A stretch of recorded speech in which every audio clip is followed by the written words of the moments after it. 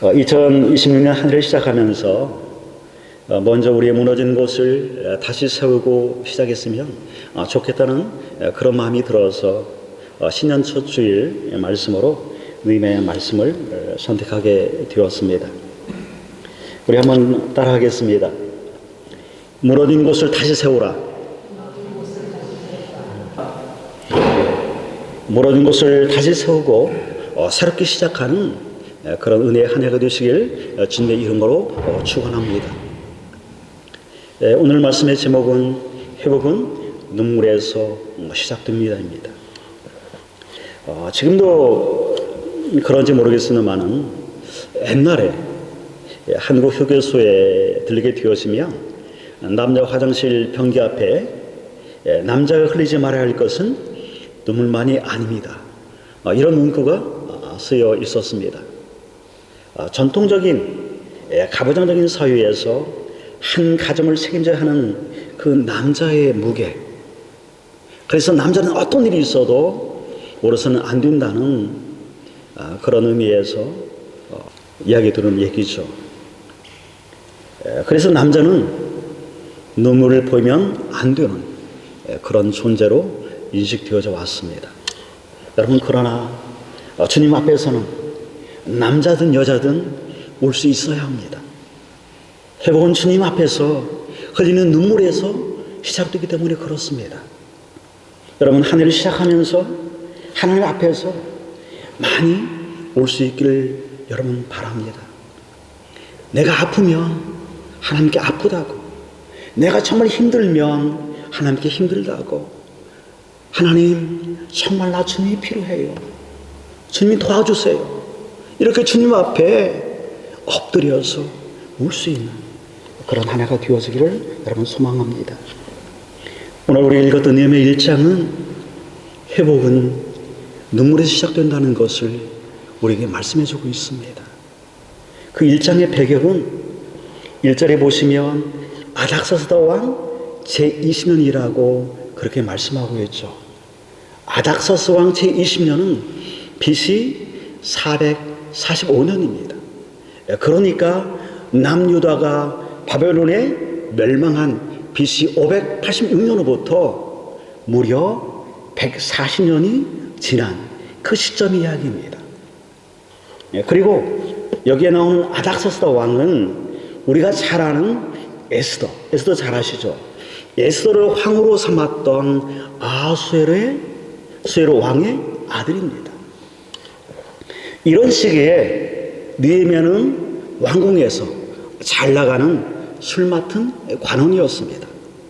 그런 포로된 땅에서 태어나서 아닥사스 왕의 술 맡은 관원에 오를 만큼 그런 성공한 인생을 살았던 그런 사람이었습니다. 우리는 술 맡은 관원하면 단순히 왕 옆에서 술 따르는 웨이터 정도로 우리가 생각할 수 있습니다. 그러나 당시 페르시아 제국의 왕들은 항상 암살의 위험이 있었기 때문에 왕의 모든 음식과 음료를 검사하는 책임을 지는 술 맡은 관원들은 아무나 세우는 것이 아니라 왕이 가장 총애하고 가장 신뢰할 만한 사람을 술 맡은 관원으로 세웠습니다. 당시 격언에 왕의 술 맡은 관원으로부터 권력이 나온다라고 말할 정도로 술 맡은 관원의 권력은 막강했습니다. 이런 술 맡은 관원으로 편하게 살아가던 느헤미야에게 어느 날 그의 형제 하나니가 유다 땅에서 돌아와서 전한 소식은 그의 인생을 송두리째 뒤흔들어 놓았습니다. 교대에 있는 사람들이 환난을 당하고 예루살렘 성은 허물어지고 성벽은 불탔다라는 그런 소식이었습니다. 이 말을 들은 느헤미야가 보였던 첫 번째 영적인 태도는 현실을 바로 직시하는 것이었습니다. 사실 예루살렘은 느헤미야에 있는 페르시아의 수상궁에서 무려 1300km나 떨어진 그런 곳입니다. 그러기에 그 먼 곳에서 들려오는 그 소식을 얼마든지 느헤미야는 모른 채 외면할 수 있었을 것입니다. 그러나 그는 현실을 외면하거나 피하지 않았습니다. 그는 문제를 덮지 않았습니다. 하나님은 언제나 현실을 외면하지 않는 그 사람을 부르시고 그 사람을 통해서 일하시는 분이십니다. 회복은 우리가 현실을 직시할 때 시작되어지는 것입니다. 우리 한번 따라하겠습니다. 회복은 현실을 직시할 때 시작된다. 요한계시록 3장에 보시면 주님이 라디오 교회를 책망하시면서 하시는 말씀에 이런 말씀이 있습니다. 내가 말하길 나는 부자라 부유하여 부족한 것이 없다 하나 내 곤고한 것과 가련한 것과 벌거벗은 것을 알지 못하는도다. 그리고 그 다음에 이렇게 말씀하십니다. 안약을 사서 눈에 발라 보게 하라. 제발 현실을 직시하라는 것입니다. 문제를 외면하고 괜찮은 척하고 잘 되고 있다라고 스스로 자기를 위로하면서 그렇게 하지 말라는 것입니다. 내면에 정확하게 현실이 무엇인지 그 현실을 바로 직시했습니다. 여러분, 지금 내가 직시할 현실은 무엇입니까? 지금 나에게 무너진 성벽은 무엇입니까? 여러분, 관계의 성벽이 무너졌습니까? 아니면 말씀의 성벽이 무너졌습니까? 아니면 가정의 성벽이 무너졌습니까? 아니면 부부 관계의 성벽이 무너져 있습니까? 무엇이다?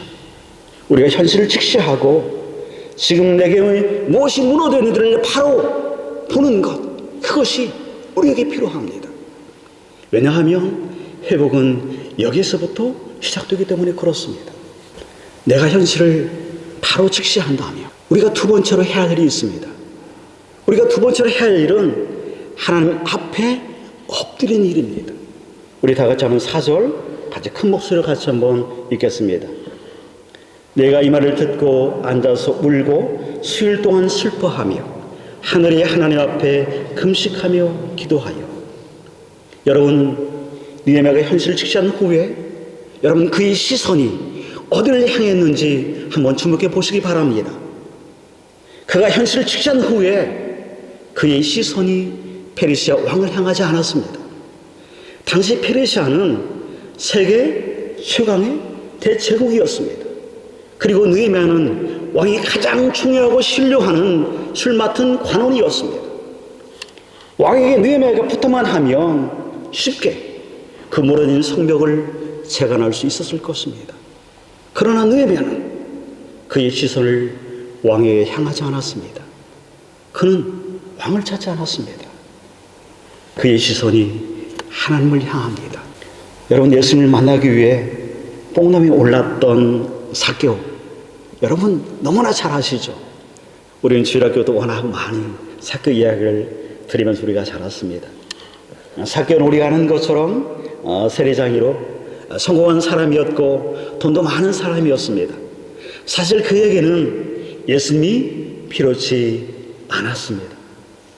예수님이 없이도 얼마든지 삭개오는 편안하게 잘 살 수 있었던 것입니다. 그런 그가 여러분 언제 변한지 아십니까? 그의 시선이 예수님을 향할 때입니다. 느헤미야가 언제 회복이 시작되어집니까? 그의 시선이 하나님께 향하고 하나님께 엎드릴 때입니다. 구세군을 설립한 윌리엄 부스가 청년 시절에 런던의 빈명을 걷다가 길가에 굶주린 아이들 보고 그가 하염없이 울었습니다. 이때 윌리엄 부스와 함께 걷던 그의 아내 캐서린이 우는 남편을 보면서 물었습니다. 여보, 왜 이렇게 우세요? 그래서 윌리엄 부스가 이렇게 말했습니다. 하나님이 저 아이를 보면서 지금 우시기 때문에 나도 울어야 합니다. 하나님이 눈물이 있는 곳에 나의 눈물도 함께 있는 것. 하나님의 시선이 머무는 그 가운데 나의 시선도 함께 머무르는 것. 주님은 우리에게 그것을 원하십니다. 윌리엄 부스가 보였던 그 눈물, 하나님의 눈물이 있는 곳 그 가운데 자신의 눈물을 흘렸을 때에 그것이 구세군 운동의 시작이 되었습니다.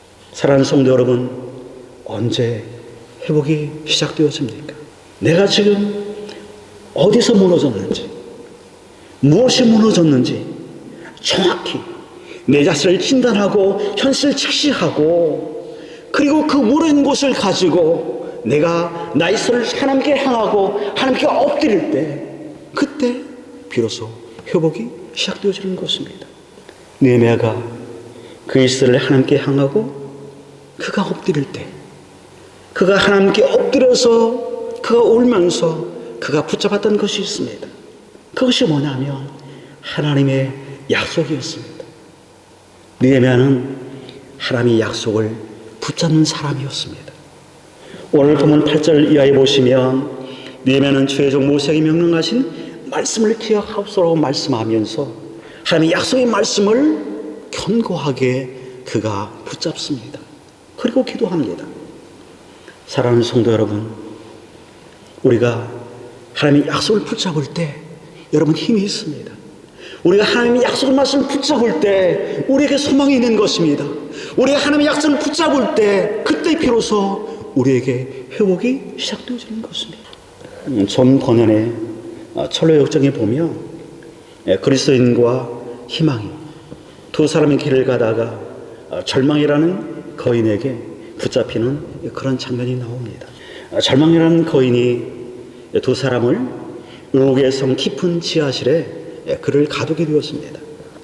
그래서 이 두 사람은 깊은 의혹의 성 그 깊은 곳에서 갇혀서 전혀 빠져나올 수 없는 그런 막막한 현실 앞에 그가 놓이게 되었습니다. 그때 그리스도인이 가슴 속에서 무언가를 그가 꺼내게 되었습니다. 그게 뭐냐면 약속이라는 열쇠였습니다. 그리고 그리스도인은 약속이라는 그 열쇠를 가지고 의혹의 성 그곳에 문을 열고 빠져나오게 되었습니다.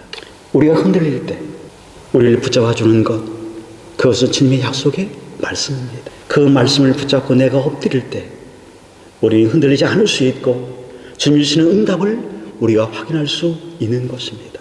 여러분, 느헤미야가 약속의 말씀 붙잡고 그렇게 간절히 하나님 앞에 기도한 것이 여러분 무엇입니까? 우리 다 같이 한번 11절 우리 같이 한번 큰 목소리로 한번 읽어보겠습니다. 치유가 떠나갈 정도로 크게 한번 읽겠습니다. 시작. 주여 구하오니 귀를 기울이사 종의 기도와 주의 이름을 경외하기를 기뻐하는 종들의 기도를 들으시고 오늘 종이 형통하여 이 사람 앞에서 은혜를 입게 하옵소서 하였더니 그때 내가 왕의 술 관원이 되었느니라.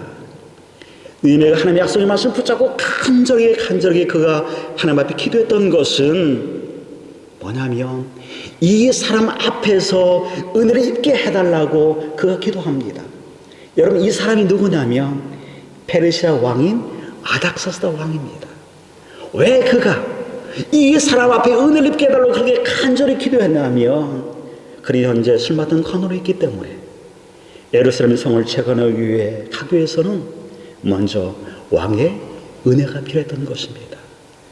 그래서 왕 앞에서 은혜를 입게 해달라고 그가 간절하게 그렇게 하나님 앞에 엎드려 기도한 것입니다. 그렇다면 느헤미야는 여러분 얼마 동안이나 이를 위해서 하나님 앞에 엎드려 기도했을까요? 얼마나 오랫동안 여러분 기도했을까요? 느헤미야 1장에 보시면 1절에 보시면 예루살렘 성이 무너지고 성벽이 불타는 소식을 듣고 그가 주 앞에 엎드리던 때가 아닥사스 왕 제20년 기스르월이라고 나옵니다. 그리고 2장 1절에 그가 기도의 응답을 받은 그때가, 그래서 기도 응답으로 유다 총독으로 되었던 그때가 아닥사스 왕 제20년 니산월이라고 말씀합니다. 기스르월은 12월이고 니산월은 3월입니다. 무려 5개월 동안 그가 하나님 앞에 울며 엎드려 기도한 것입니다. 느헤미야는 5개월 동안 간절히 엎드려서 기도로 하나님의 마음을 그가 두드린 것입니다. 5개월 동안 그가 엎드려서 하나님 앞에 엎드려서 왕의 은혜를 입게 해달라고 그렇게 간절하게 하나님의 마음을 두드렸을 때 그때 하나님께서 응답하셔서 느헤미야가 유다 총독으로 가게 되었습니다. 그리고 더 놀라운 것은 그가 유다 총독으로 가서 무너진 성을 재건하게 되어졌을 때 단 52일 만에 예루살렘 성벽이 재건되어진다는 것입니다. 무너진 곳이 다시 세워진 것입니다. 사랑하는 성도 여러분, 기도로 하나님의 마음을 계속 두드리시기 바랍니다. 회복은 눈물에서 시작되어지고 그 눈물은 하나님은 반드시 응답하시는 분이십니다. 사랑하는 성도 여러분, 새해를 시작하면서 우리 하나님은 우리가 얼마나 내가 잘할 수 있는지, 네가 얼마나 교회에서 헌신할 수 있는지 이런 것을 묻지 않으십니다. 하나님은 우리에게 너는 내 앞에서 올 준비가 되어 있는지 그것을 우리에게 물으십니다. 새해를 시작하면서 내가 울리고 기도해야 할 나의 무너진 성벽은 무엇인지 여러분 다시 한번 여러분 확인하시고 그 무너진 곳을 가지고 우리의 시선을 하나님께 향하고 하나님께 엎드려 물어 하나님 주시는 회복을 경험하는 그런 은혜의 한 해가 되시길 주님의 이름으로 축원합니다.